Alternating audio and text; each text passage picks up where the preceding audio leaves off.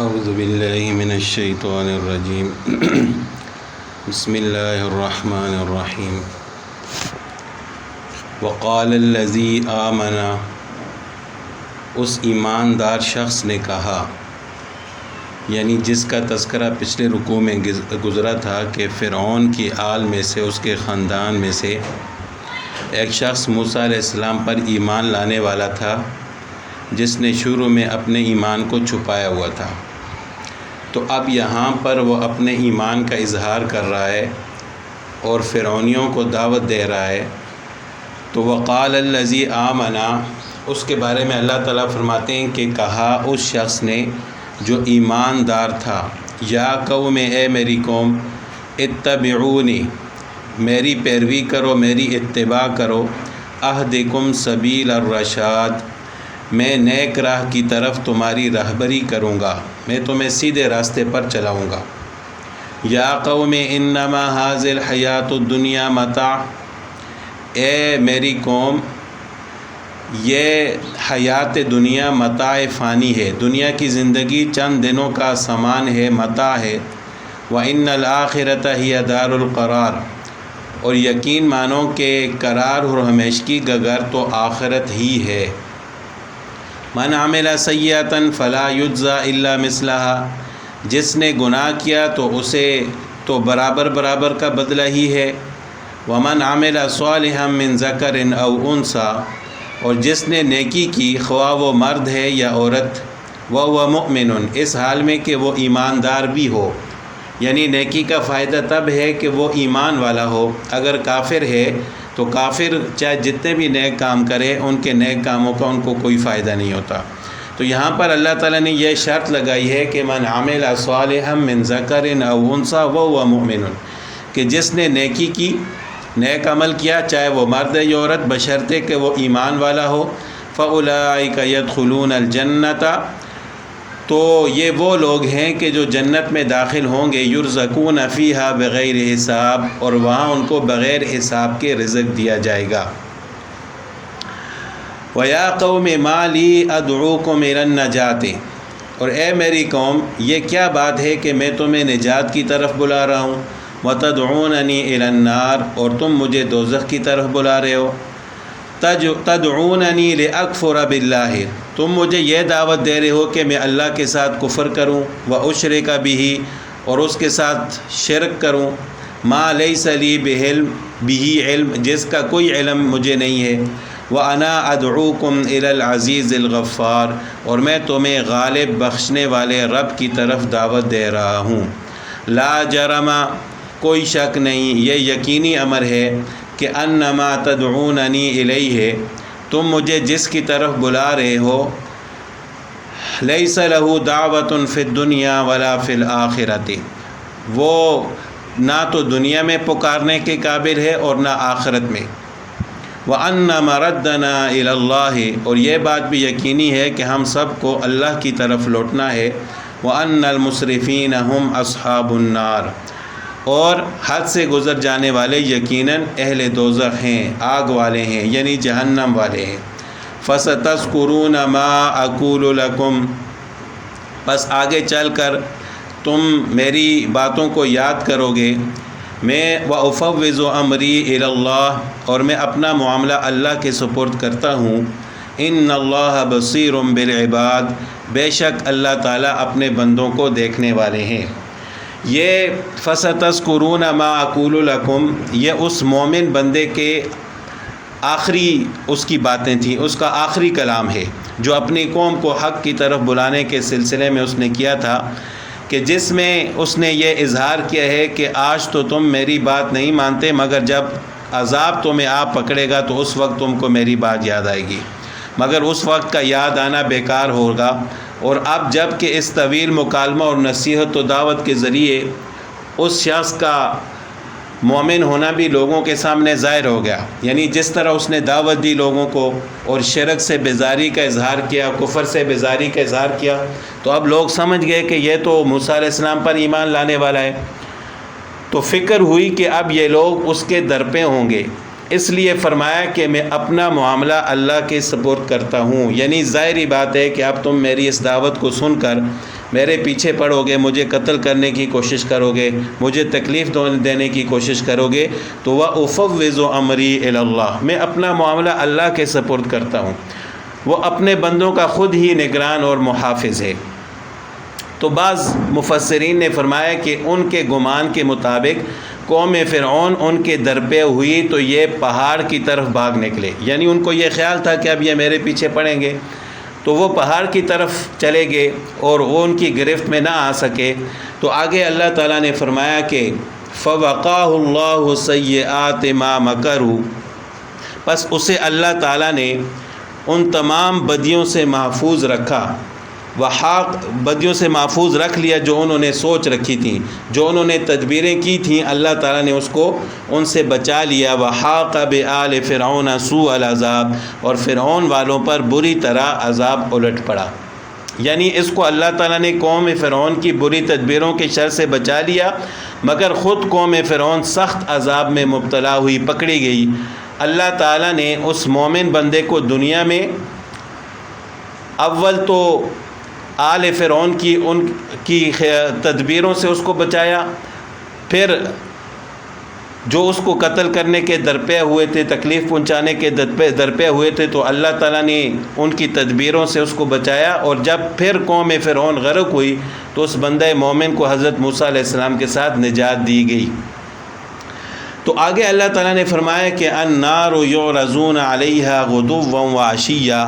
آگ ہے کہ جس کے سامنے یہ ہر صبح و شام لائے جاتے ہیں۔ وَيَوْمَ تَقُومُ السَّاعَةُ، اور جس دن قیامت قائم ہوگی،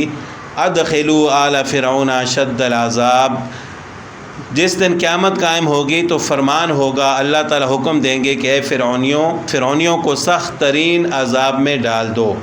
اس سے عذاب قبر کا ثبوت ملتا ہے کہ النار یعرضون علیہا غدوا وعشیا، کہ آگ پر ان کو صبح و شام پیش کیا جاتا ہے، وہ لائے جاتے ہیں آگ پر۔ اب ظاہری بات ہے کہ قیامت سے پہلے یہ جو آگ پر ان کو لایا جاتا ہے یہ عذاب قبر ہی ہے۔ حضرت عبداللہ بن مسعود رضی اللہ تعالیٰ عنہ نے اس آیت کی تفسیر میں فرمایا کہ آل فرعون کی روحیں سیاہ پرندوں کی شکل میں ہر روز صبح و شام 2 مرتبہ جہنم کے سامنے لائی جاتی ہیں، اور جہنم کو دکھلا کر ان سے کہا جاتا ہے کہ یہ تمہارا ٹھکانہ ہے۔ تو وہ سیاہ پرندوں کی شکل میں لائی جاتی ہیں۔ اور اسی طرح بخاری اور مسلم کی روایت ہے، حضرت عبداللہ بن عمر رضی اللہ تعالیٰ عنہ سے روایت ہے کہ رسول اللہ صلی اللہ علیہ وسلم نے فرمایا، تم میں سے جب کوئی بندہ مر جاتا ہے تو عالم برزخ میں صبح و شام اس کو وہ مقام دکھایا جاتا ہے جہاں قیامت کے حساب کے بعد اس کو پہنچنا ہوتا ہے، اور یہ مقام دکھا کر روزانہ اس سے کہا جاتا ہے کہ تجھے آخرکار یہاں پہنچنا ہے۔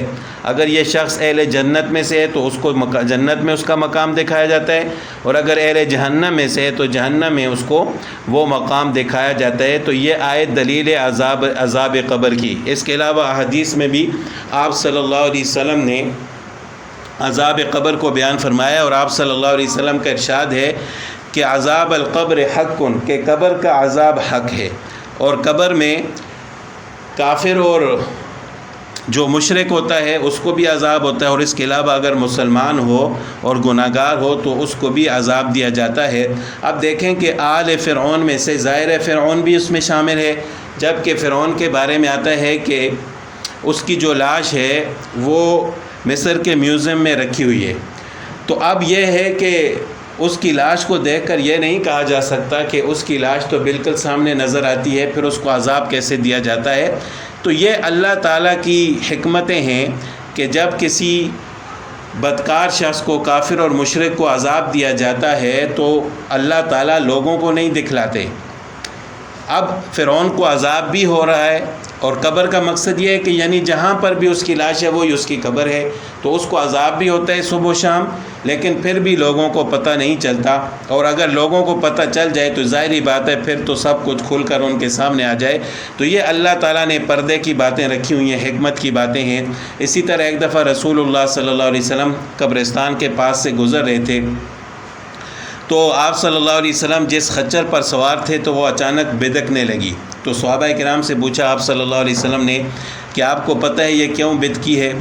تو آپ صلی اللہ علیہ صحابہ اکرام نے فرمایا کہ یا رسول اللہ صلی اللہ علیہ وسلم ہمیں تو معلوم نہیں. تو آپ صلی اللہ علیہ وسلم نے فرمایا کہ ان قبر والوں کو عذاب ہو رہا ہے، یعنی ان کو عذاب ہو رہا ہے، اور وہ عذاب اس خچر نے محسوس کیا ہے جس کی وجہ سے یہ بدک گئی ڈر کی وجہ سے. تو اللہ تعالیٰ انسانوں اور جنات کے علاوہ قبر کا عذاب ہر مخلوق کو سناتے ہیں، اور انسانوں اور جنات کو نہیں سناتے. اس میں اللہ کی حکمت ہے، اور وہ بھی آپ صلی اللہ علیہ وسلم نے حدیث میں بیان فرمائی ہے کہ اگر اللہ تعالیٰ تمہیں یہ عذاب سنا دیں جو چیخ و پکار قبر کے اندر ہوتی ہے مردے کو عذاب کے وقت، تو تم اپنے مردوں کو دفن کرنا ہی چھوڑ دو. تو ظاہری بات ہے یہ تو ایک سلسلہ ہے جو قیامت تک چلتا رہے گا کہ جو لوگ فوت ہوتے ہیں ان کو قبر کے اندر دفن کیا جاتا ہے، اور وہ عذاب اگر لوگوں کو سنا دیا جائے تو لوگ مردوں کو دفن کرنا ہی چھوڑ دیں. تو بہرحال مرنے کے بعد جہاں انسان کی لاش ہوتی ہے وہی اس کی قبر ہوتی ہے. قبر صرف مٹی کے زمین کے اندر جو گڑھ ہوتا ہے اس کا نام نہیں ہے. اب فرعون کی لاش جس جگہ ہے وہی اس کی قبر ہے. اب کسی کو کوئی مچھلی نکل جائے تو مچھلی کا پیٹ ہی اس کی قبر ہے، کوئی پانی میں بہہ جائے تو وہاں ہی اس کی قبر ہے. تو قبر کا عذاب بھی حق ہے، اور آپ صلی اللہ علیہ وسلم تقریباً ہر نماز کے بعد عذاب قبر سے پناہ مانگتے تھے کہ اللہم انی اعوذ بک من عذاب القبر، کہ اللہ میں آپ کی پناہ مانگتا ہوں قبر کے عذاب سے. اللہ تعالی ہم سب کو محفوظ فرمائے. تو بہرحال فرعونیوں کے بارے میں اللہ تعالیٰ نے فرمایا کہ صبح و شام ان کو جہنم پر پیش کیا جاتا ہے. وَإِذْ يَتَحَاجُّونَ فِي النَّارِ، جب کہ دوزخ میں ایک دوسرے سے جھگڑیں گے. فَيَقُولُ الضُّعَفَاءُ، کمزور لوگ جو لوگ تابع تھے وہ کہیں گے لِلَّذِينَ اسْتَكْبَرُوا، ان سے جو تکبر والے تھے جو بڑے تھے، إِنَّا كُنَّا لَكُمْ تَبْعًا، کہیں گے کہ ہم تو تمہارے پیروی کرنے والے تھے، تمہارے تابع تھے. فَهَلْ أَنْتُمْ مُغْنُونَ عَنَّا نَصِيبًا مِنَ النَّارِ، کیا اب تم ہم سے اس آگ کا کوئی حصہ ہٹا سکتے ہو؟ قال الذین استکبروا، وہ بڑے لوگ جواب دیں گے انا کل فیہا، ہم تو سب ہی اس آگ میں ہیں. ان اللہ قد حکم بین العباد، اللہ تعالیٰ اپنے بندوں کے درمیان فیصلے کر چکا ہے. یعنی آج کوئی بھی کسی کو نہیں بچا سکتا. دنیا میں اگرچہ تم لوگ ہمارے پیچھے چلتے تھے لیکن آج اللہ نے فیصلہ کر دیا ہے، ہم سب آگ کے اندر ہیں. وقال الذین فی النار لخزنۃ جہنم، تمام جہنمی مل کر جہنم کے داروغوں سے، جو جہنم کے محافظ ہوں گے، درباری ہوں گے، ان سے کہیں گے جہنم کے جو داروغے ہوں گے ان سے کہیں گے ادعوا ربکم، تم ہی اپنے پروردگار سے دعا کرو کہ یخفف عنا یوما من العذاب، کہ وہ کسی دن تو ہمارے عذاب میں کمی کر دے. قالوا، وہ جواب دیں گے اولم تک تأتیکم رسولکم بالبینات، کیا تمہارے پاس تمہارے رسول معجزے لے کر نہیں آئے تھے؟ قالوا بلا، تو یہ جہنمی جواب دیں گے کیوں نہیں، ضرور آئے تھے. قالوا فادعوا، وہ کہیں گے پھر تم ہی دعا کرو. وما دعاء الکافرین الا فی ضلال، اور کافروں کی دعا محض بے اثر اور بے راہ ہوگی. یعنی وہ کیا دعا کریں گے؟